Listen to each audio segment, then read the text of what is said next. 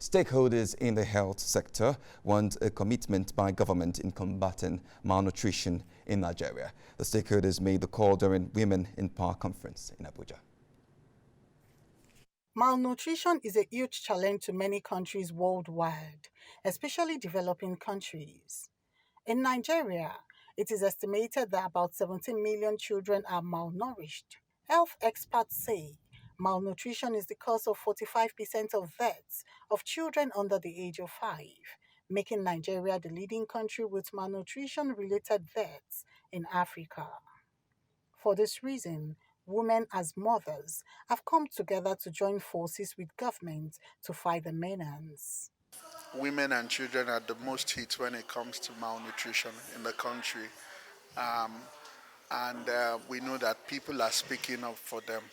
But we have women in the country who have influence, who have power.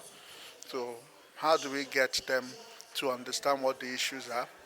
And then in their various spheres of influence, speak up for better nutrition for women, children, and even their families. The ministry is working with stakeholders from EU, UNICEF, USAID, including the governors of the governors' wives. So it involves so many ministries. That is why it's being handled by so many of the stakeholders. So with that, I believe we will achieve what we want to achieve. With several partners coming together to explore ways to bring an end to malnutrition in Nigeria, they called for political commitments, especially from the incoming administration.